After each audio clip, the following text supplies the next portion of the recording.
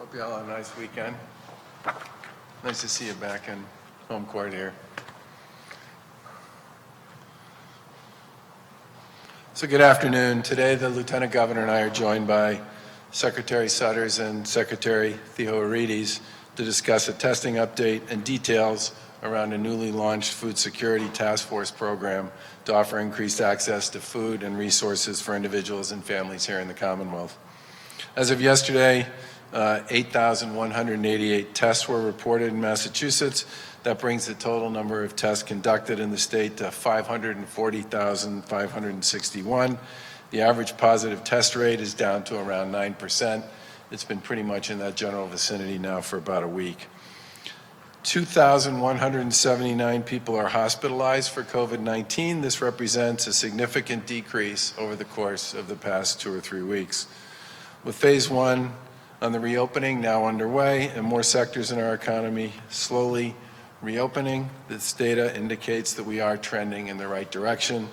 The progress that we've made has only been made possible by everyone's willingness to do their part to practice social distancing, wear face coverings, wash their hands, and play with purpose on this one. We all have a responsibility to continue doing these things. The science on this is pretty clear. These things done together are highly effective. And this is how we will continue to fight the virus and at the same time reopen responsibly. Workers on the front line are still using up PPE, and we're working hard to get more into the hands of healthcare workers and law enforcement officers throughout the state.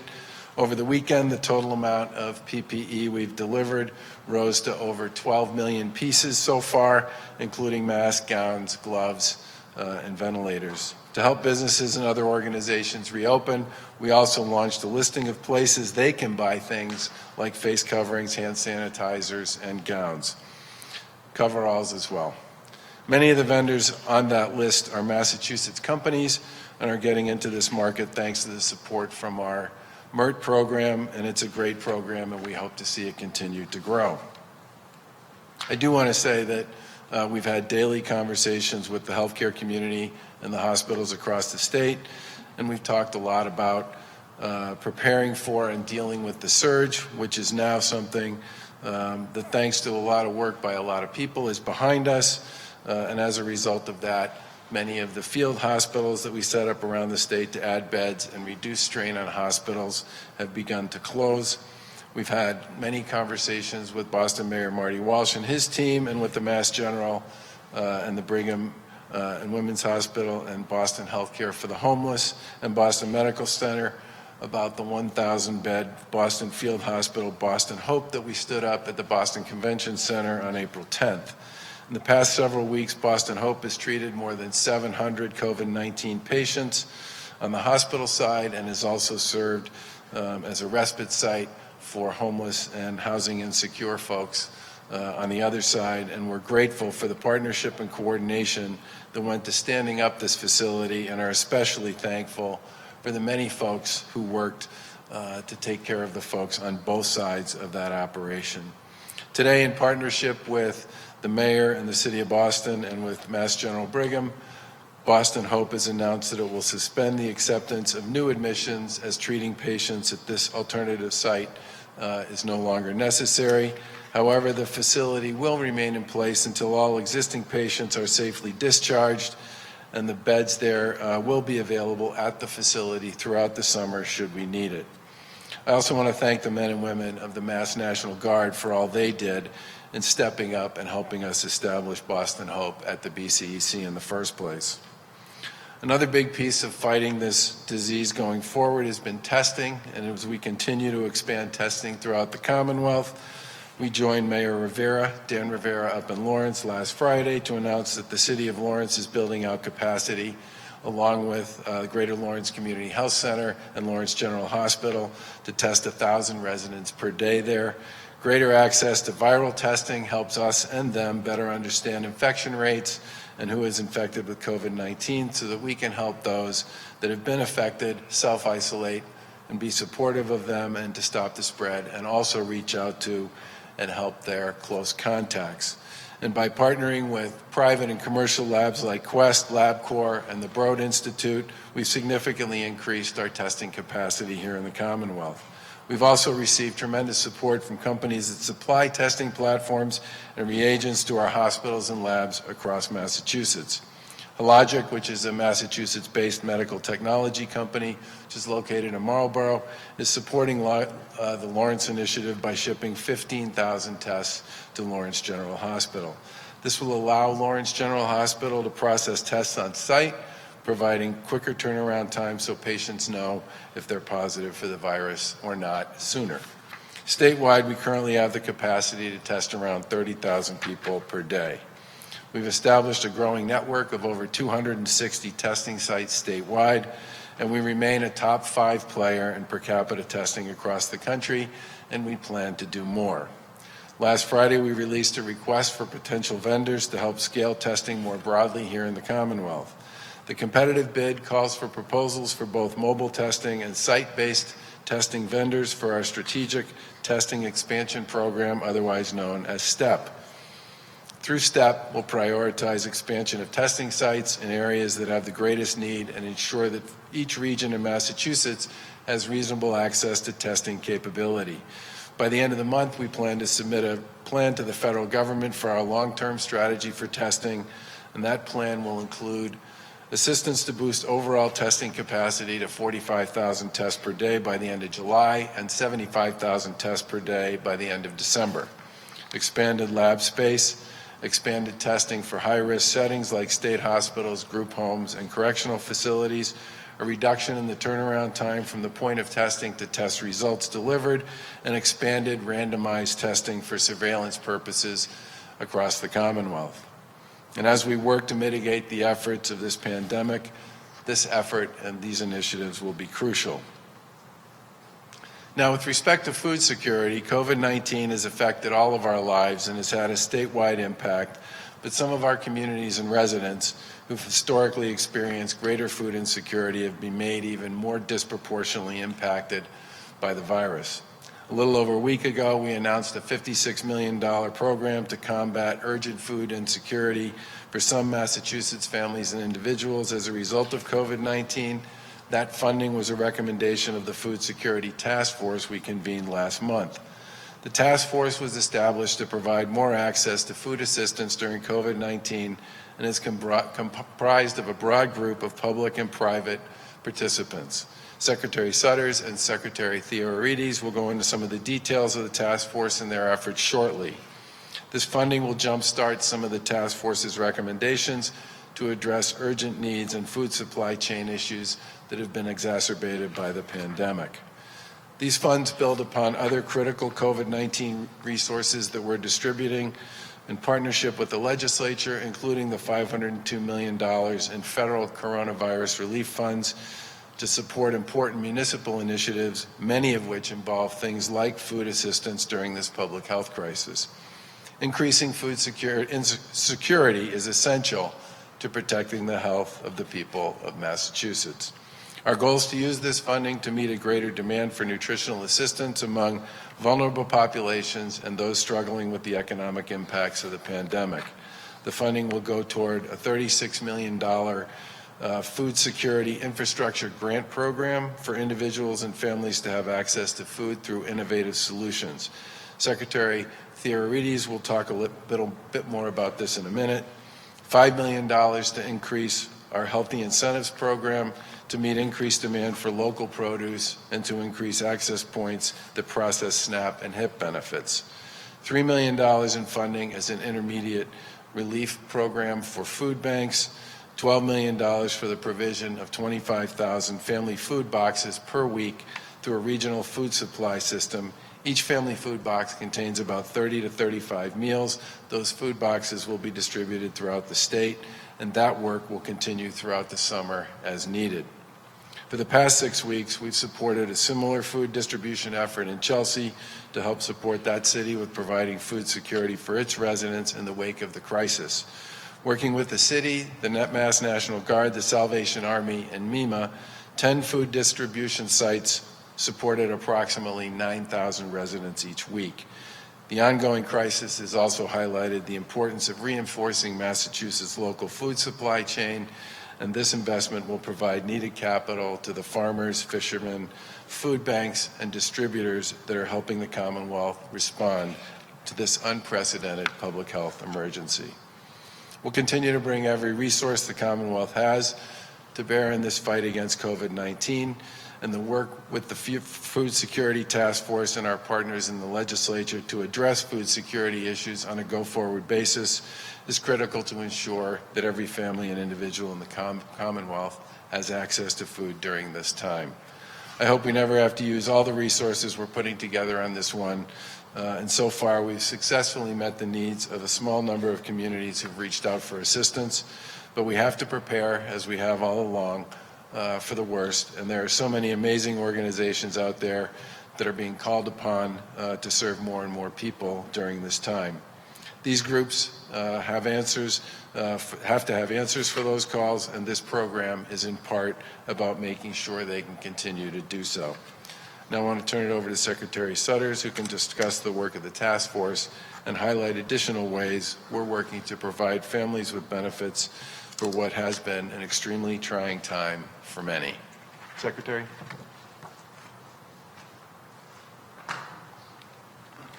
Thank you, Governor, Lieutenant Governor, Secretary Theoharides. Good afternoon, everyone. A couple of updates from the command center. And in fact, Governor, as you were announcing, building upon the success of Chelsea and the food boxes, in fact, this week, the first set of food boxes are being delivered to all 4 food banks this week. As you heard, the economic impact of COVID-19 has reached all corners of the Commonwealth and heightened food insecurity among many communities and vulnerable populations. Long-standing food assistance programs, including the Supplemental Nutrition Assistance Program, otherwise known as SNAP, and Women, Infant, and Children's Program, the WIC program, have been experiencing significant increases in applications. In addition, community-based food banks were experiencing skyrocketing demand, and local grocers and farmers were struggling to meet the needs of consumers. Recognizing the need to act, in late April, the COVID-19 Command Center convened a food security task force representing public agencies, the legislature, and private partners. The work of the task force is built on Massachusetts' long-standing initiatives to increase access to food, including establishing emergency food distribution sites and school meal sites for food distribution. We implemented the pandemic EBT to provide food to 500,000 youth who usually receive free or reduced price lunch, and distributed additional SNAP benefits to households. We requested online EBT purchasing approval from the federal government and streamlined the Food Benefit Food Administration Program administration. The task force recommendations had 4 key actionable categories. In fact, we saw this as a bridge. Develop and implement an emergency food program, fortify the food bank system, maximize every federal resource, and reinforce and redeploy the food system infrastructure. I'm deeply appreciative of the task force's practical recommendations so that we could start meeting residents' immediate needs and work towards longer-term solutions. As I said, I'm pleased to announce that building upon the success we had in Chelsea with food boxes, that the first set of food boxes are being delivered to all 4 food banks.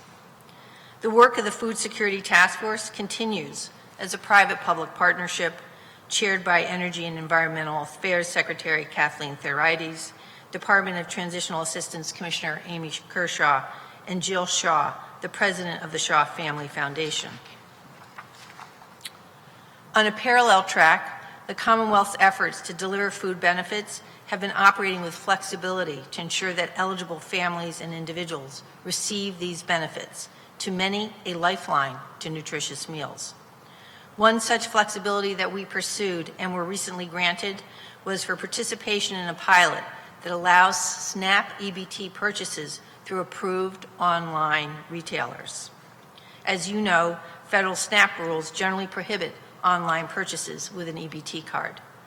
Now that the approval has been received, we're working rapidly with the state's EBT vendor and the 2 retailers who have been approved to participate in the federal pilot program, which are Walmart and Amazon, to start operations hopefully by the end of this week.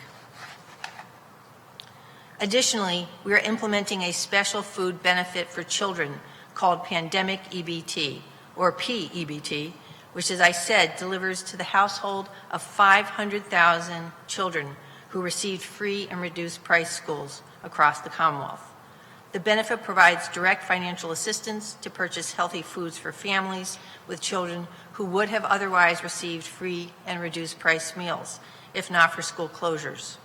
These payments supplement the more than 1,500 district grab-and-go meals that are available throughout the Commonwealth.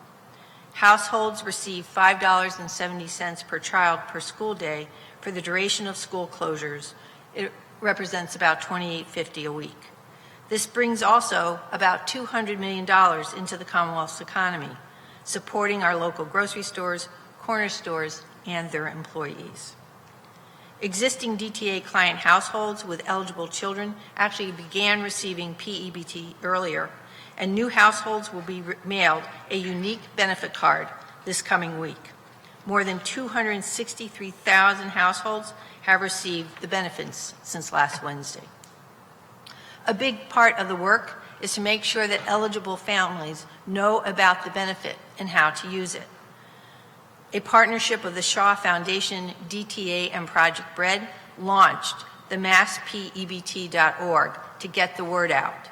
Late last week, we launched a series of PSAs featuring the First Lady, Lauren Baker, and Wally the Green Monster to raise awareness of the food benefit. We needed Wally to do something.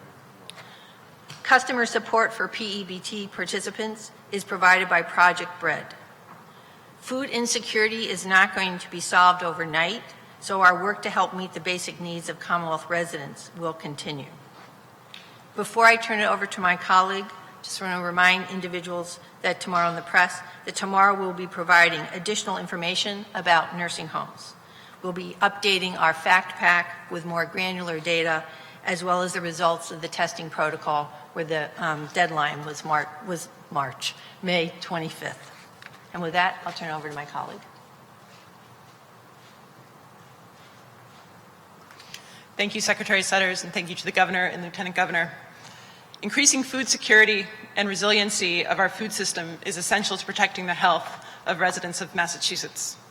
During this public health emergency, we've seen an increased need for nutritional assistance among vulnerable populations and those struggling with the economic impacts of COVID-19.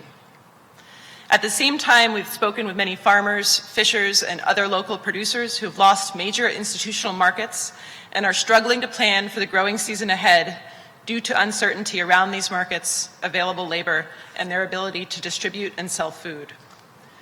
The ongoing crisis underscores the importance of strengthening our local food supply chain and ensuring that the food grown and produced here in the Commonwealth can reach all of our residents, especially those who are currently food insecure. Massachusetts is blessed with a rich and diverse supply of food, local food, from almost 500,000 acres of family farms and local growers to some of the most productive fishing ports in the country and a growing aquaculture industry. We are fifth in the nation for direct market sales from our farms, and it's no surprise that during these challenging times, many farmers and fishermen have been finding ways to adapt to changing patterns of food demand this spring. Now is the time to build on these strengths. The Baker-Polito Administration is committed to supporting our farming and fishing families while helping families throughout the state access fresh local food.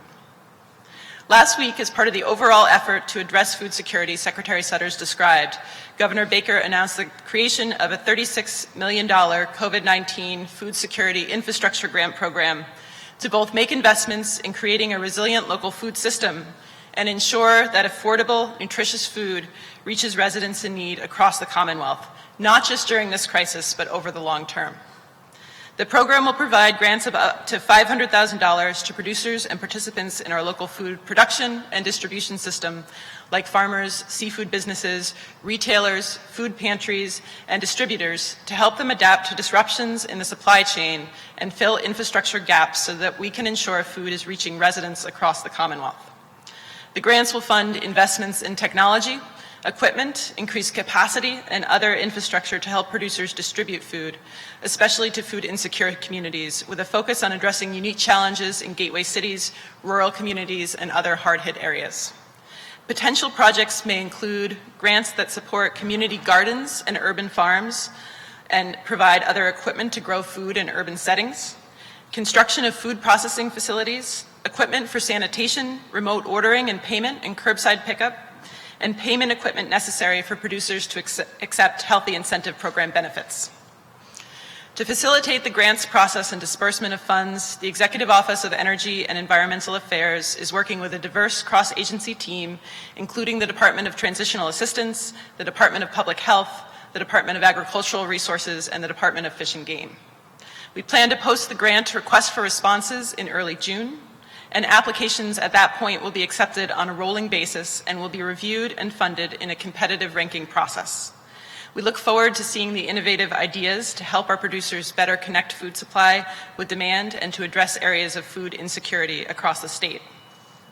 Farmers, fishermen, food banks, and distributors have been critical in helping the Commonwealth respond to this unprecedented health emergency. We look forward to rolling out this program so we can work together to provide healthy, local food to those who need it most now and in the future. I'd like to thank the Food Security Task Force members. They worked very diligently over the last few weeks to come up with these recommendations. Also to my fellow co-chairs, Commissioner Amy Kershaw of DTA and Jill Shaw of the Shaw Family Foundation, as well as the Massachusetts Emergency Management Agency. Thank you to Secretary Sudders and the Governor and Lieutenant Governor for their leadership on this issue, and I'll now turn it back over to the Governor. Do you have questions on the food stuff first? Just because if you do, we should have the two people who know more about it than we do. Governor, on the food security, what areas of the state are seeing the biggest challenges? You know, honestly, I would say that geographically, it's pretty much one end or the other, but it's in spots. And I will let Secretary Sudders or Secretary Theoharides speak to that.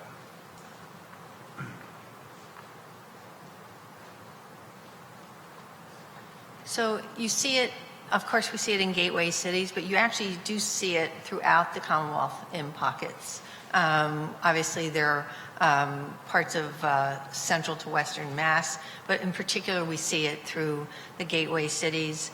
One of the reasons we really wanted to work with the 4 major food banks was, since they all have regional distributions, is to really work with them, through them, to get to the communities that they're hearing from. So like the food boxes, which was very successful in Chelsea, which is, every box is like 30 to 35 meals. Those go out to the 4 major food banks, and then they distribute it out through the regionals. It's a very efficient way for them to be very connected to the local municipalities who have the need.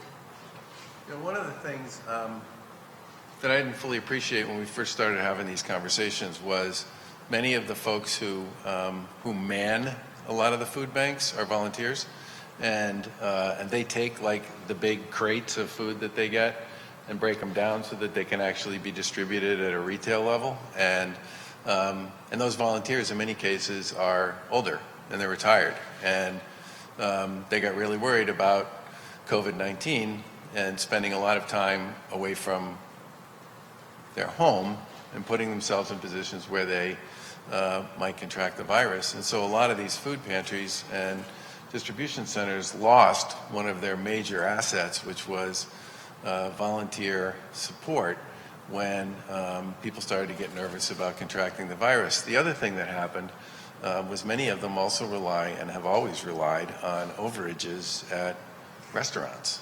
Well, guess what? We pretty much, for a variety of reasons associated with COVID, shut down the restaurant industry, which took away a major source of supply for them.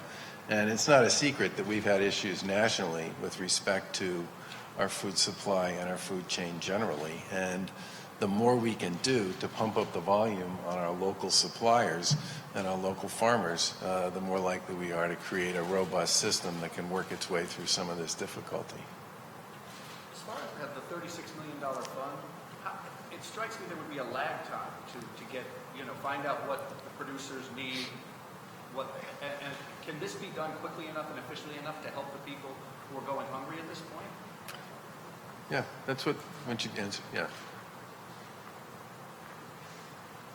I will let my colleague talk about the $36 million, but there are other pieces to the full package that we put out, which was worth about $56 million? 52 million dollars. So one are the food boxes. That's immediate. So that's like immediate in families' hands and like. The other is an increase to the HIP program, which increases EBT cards if you use them at farmers markets. Again, that's like quick in your pocket out the door. And then the $36 million, which I'll let, she has the great opportunity to work with a number of fishers, urban farmers and the like to really then build up an infrastructure. So if you think about out of the box is the food boxes, and then increasing the HIP for individuals to be able to use farmers markets, and then the really innovative bridge work is through the $36 million, which I'll turn over. You should also mention the pandemic EBT is already like All right, and I only said it twice today. And the pandemic EBT card is obviously money directly in families' pockets to buy food for their families. Secretary, could you elaborate on the online EBT waiver from the feds? How heavy a lift was that for them to do that? I mean, I doubt they wanted to do that at the federal level, did they? The federal government on both the PEBT and flexibilities, giving states flexibility, has actually been, both on mass health and for DTA, has actually been fairly easy. I mean, not easy, but facile to get through. And it was a pretty clear template for you to apply for. So it was not, it's a pilot, it's only 2, right? It's only Walmart and Amazon. Now that's big. And I think the fact that the federal government understood that states need flexibility, and individuals who are disabled and the like, the difficulty in shopping. So we pressed hard for it, got it, and the other good news was we use a third-party vendor as the connection for us, called Conduent, for our EBT cards, and we're testing it. We got approval, I think, last week. We're testing it now and hoping to go live on Friday. So it was, it's only as good as the pandemic, though. So these are the kinds of flexibilities I think we would like to see. If it works well, the pilot works well, is the kind of thing we would want, sort of a longer-term waiver with the federal government. I thought that was supposed to take months, though. Wasn't that the estimate before? What changed? Yeah, so we, as there are 2 national vendors, then the vendor we have, so the other national vendor was approved first. And so we've been sort of watching what the issues were, so not just waiting for approval, but seeing what the other states' experiences were and getting it set up. So the minute we got the approval, we sort of worked with our vendor to start getting the capacity ready for tests. So we've been on an accelerated testing process through the 28th in order for us to really, we're hoping to go live on Friday. Yeah. Secretary Sudders, regarding the PEBT program, 2 questions. One, can you repeat what the 200,000 figure was? Was that related to PEBT? And then also, when you first announced this, you suggested or projected that this could generate more than $100 million into the Massachusetts economy while helping families in need. Does that still sound right, or what is your read on the bigger picture, the economic impact right now? Sure. So the pandemic EBT is to provide food to 500,000 youth, and they're served 2 sets of families. So families who have had EBT, so they know how EBT works and the like, and then families who've become newly eligible as a result of becoming unemployed and the like. And that's sort of 230,000 family. And the numbers that I have from my staff, so I will tell you that I don't go deep into the detail of the money, but my staff actually are reporting now that they believe that it will bring $200 million. So initially we thought it'd be $100 million. We're thinking now it's about $200 million into the Commonwealth's economy. And again, it's $5.70 per child per school day for the duration of school closures. And it's about $28.50 a family. So it's real. And to go to your question, it's like real in people's pockets now.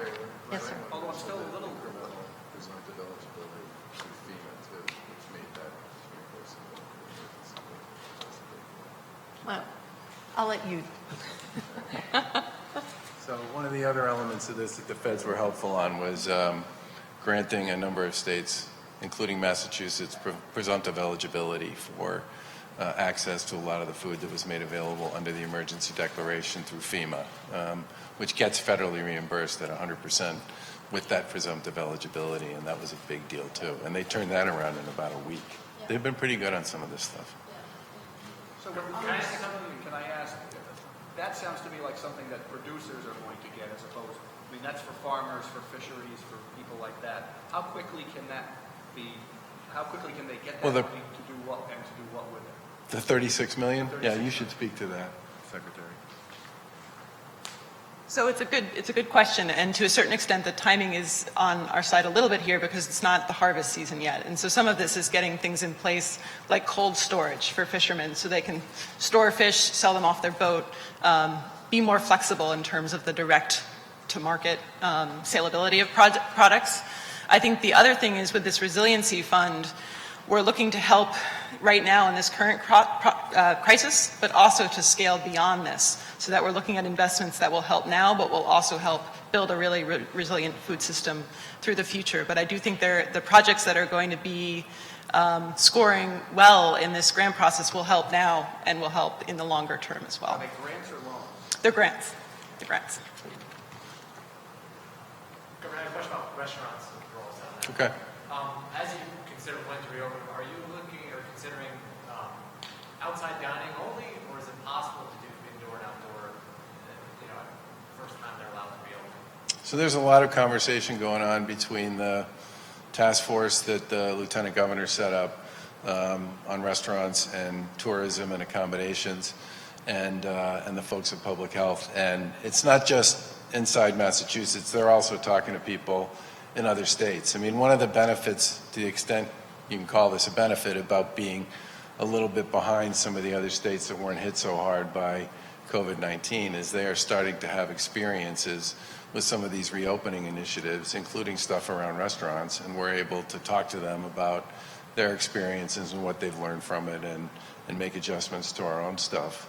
And the other thing they've been doing is talking a lot with our colleagues in local government, because restaurants in particular are one of those things that has a lot of local oversight. That's not just a state issue. Governor, can you tell us, were state leaders made aware of the situation early at the Polito Sudders home? And did state leaders provide guidance? So what happened at Holyoke remains a tragedy. And we hired First Assistant Mark Perlstein within 2 days of being notified about what had happened there to do an in-depth investigation. And I'm uncomfortable speaking to the specifics of this until he finishes his report. He's interviewed many people. He's looked at thousands of documents. We did move when the Lieutenant Governor and the Secretary and I were made aware of where this whole thing was on a Sunday night around 10 o'clock. By 8 o'clock in the morning, we had the National Guard, an interim superintendent, and a series of epidemiologists from DPH, and eventually folks as well from Holyoke Medical Center, who came on to stabilize the operation there, and Val Liptak and the Guard and the other folks who have been there since then have done a really terrific job of dealing with a really terrible situation. But I'm waiting for Mark's report, because I think there's a lot of back and forth on what happened, and that's understandable given the enormity of the tragedy there. But I'm waiting for his report. And Governor, how long until we see that, or how long until it's expected to be completed? Any general timetable at this point? I think it's going to be done reasonably soon. Governor, could the Lieutenant Governor address, there are some photos floating out there on social media about some sort of party. Did the Lieutenant Governor have any sort of gathering, or a family member have any sort of gathering? Could you just address that?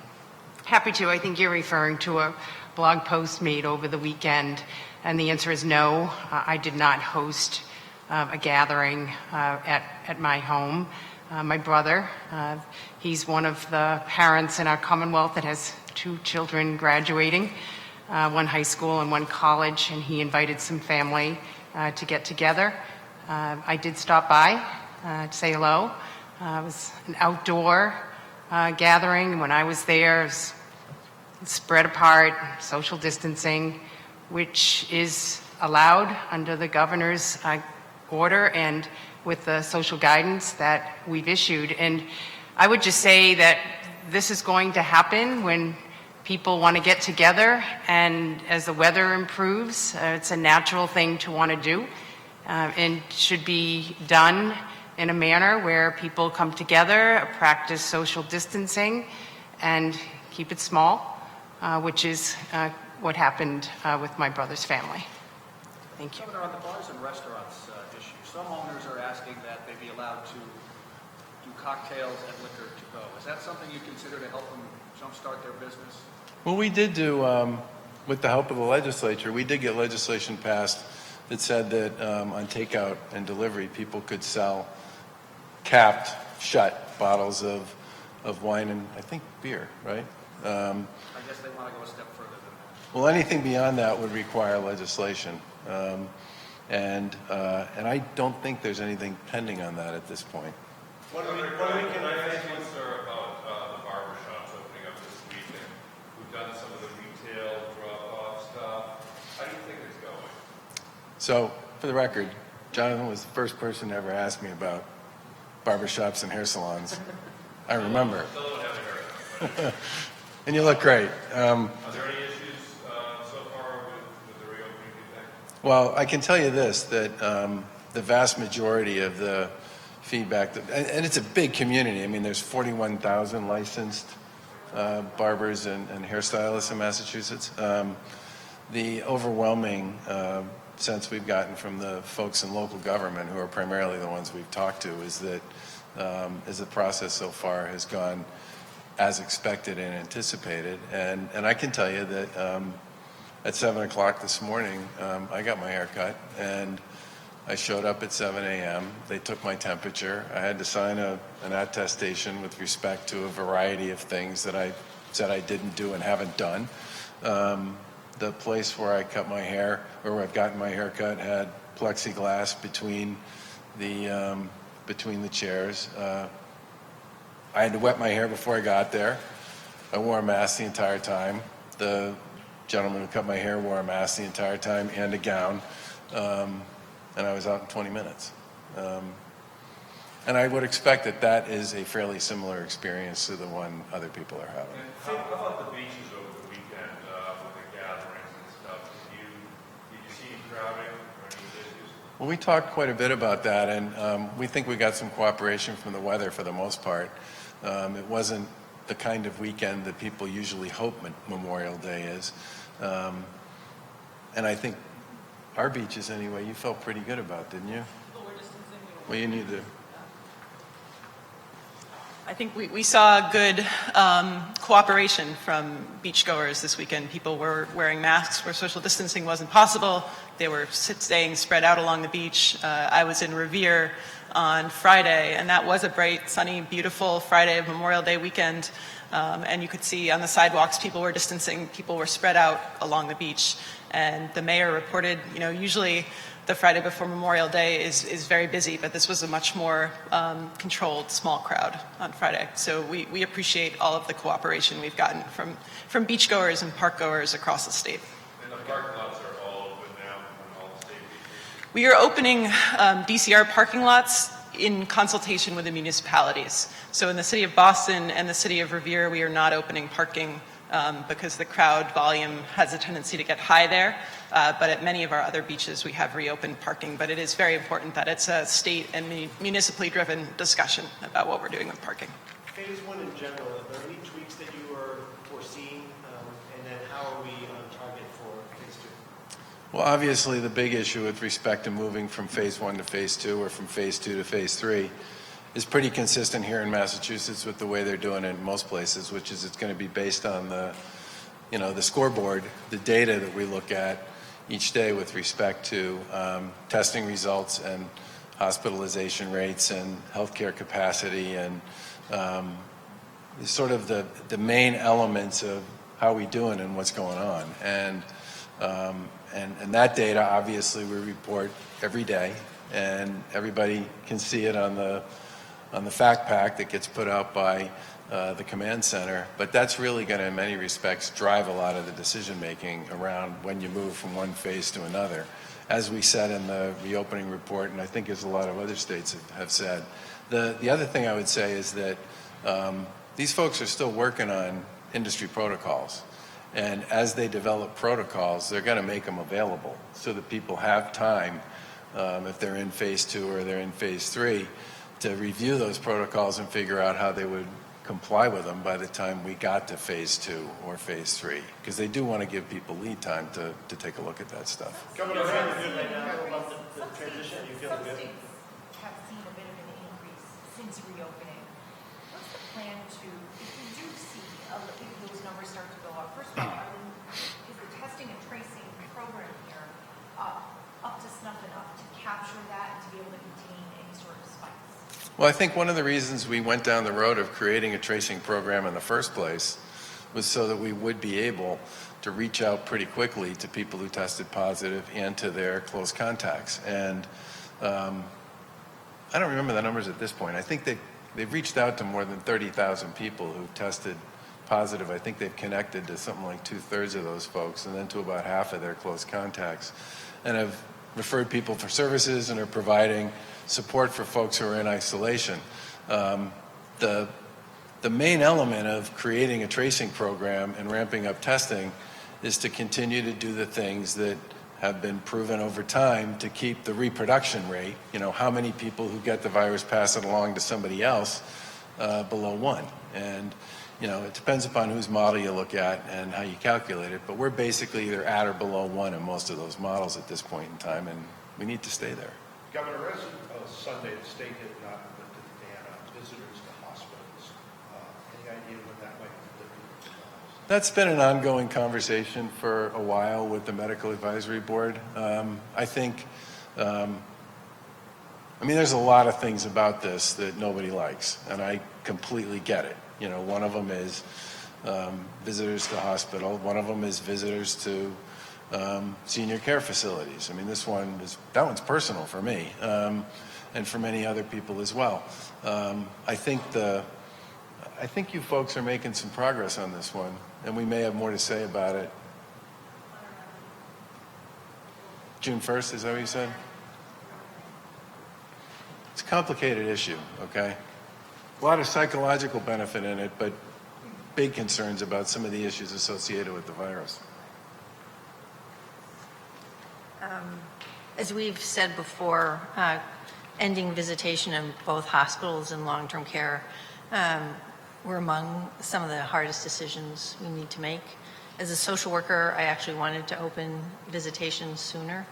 And as we opened up phase 1, which is only a week old, there was a request for us to open visitation for hospitals, and in consultation with the Medical Advisory Board, we feel like we want to see how this first phase goes for a couple of weeks, how the hospitals respond, as we opened up other procedures and immunizations and pediatric care, to see how that works, and then look at reopening visitation in both hospitals, and we're actively looking at opening up outdoor visitation for long-term care residents. So I would say we like data, not dates, as you know, but I sort of said give us a couple of weeks to see how in increasing services in our hospitals and in pediatric practices. Let's see how that goes for a couple of weeks, and then cautiously look about opening up visitation, and again, under very, very strict protocols. So it's top of our mind. Secretary, could I ask you a question while you're there? You mentioned you might have some more information about nursing homes soon, but I was just looking to see if you were paying attention, Bruce. Just checking. you released some information last week.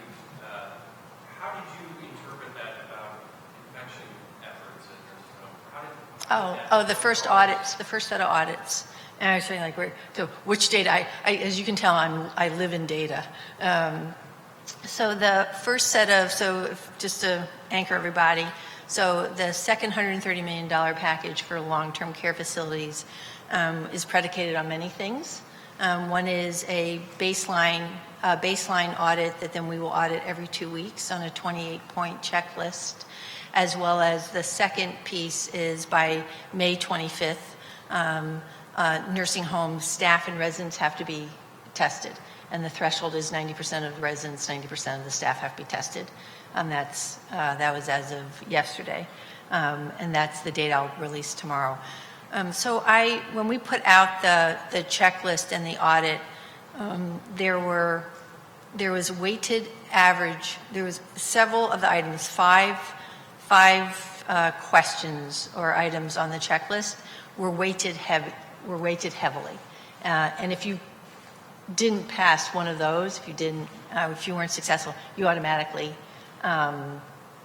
failed, if you would, got a red light. I'm expecting, and I understand that the audits that have occurred to date for the second round of audits, that there's been significant improvement, particularly in the issues of PPE and infection control. And we will be releasing the second round of audits, I think that's next week. So they're every 2 weeks. So last week we released for the first period. This is the second week of the next round of audits, and next week we should be releasing those as well. And we have seen, so I was looking at data for, I think a third of the nursing homes, and you see significant progress. Do you feel like the problem in nursing homes is under control now, or are you trying to figure out what's the problem? Do you have a sense of that? So I think I feel that the process we have put in place with the nursing homes and the nursing home industry around the issues of infection control, PPE, staffing remains a challenge in nursing homes. It existed before the pandemic and certainly during the pandemic. If people test or are close contacts and then are out for 14 days, I think that we're in a process of really understanding what the issues are in nursing homes and putting the processes in place to stabilize, but not just stabilize, but to move forward. So I think that this is very much a work in progress. I feel that making the information public is very important to whatever the reforms are that we need to have for our long-term care community, and to keep patients safe, to help staff feel safe and want to work. Governor, the menthol cigarette ban goes into effect on Monday. Things are a lot different from when you signed that bill as far as the black market and travel to other states where they are available, not to mention just the health impact there and tax revenue, also a very different picture. Any new thoughts, or should that go into effect June 1st the way it's law? Oh, I think it should go into effect. It was a public health issue at the time, and it was particularly important to a number of folks in the public health community and to the Black and Latino Legislative Caucus and the leadership, and we supported it and we signed it, and we want to see it go into effect. Thank you. Did you know Donna Marceo? I met her my wife is on the board of the Red Cross and has been for years, and we got to know Donna, who is basically a head of national partnerships for the Red Cross, and she. First of all, she was really, really good at what she did. And secondly, she was one of those people who, like many of what I would call the folks who really invest, not just in the Red Cross as a job, but as the Red Cross as a mission, she was thoroughly invested in a big way and was constantly called upon to be in very difficult places and very tough circumstances, and to represent the Red Cross and its work in, hurricanes and disasters and tragedies of one kind or another, and all the way from single household or apartment building fires to mass shootings at different places around the country, and she did it all with an enormous amount of grace and empathy, and it's. Look, you hate to see anybody die of a disease or an illness, whatever it is, at the age of 51. But the Red Cross and a lot of the people who are served by the Red Cross are really going to miss her.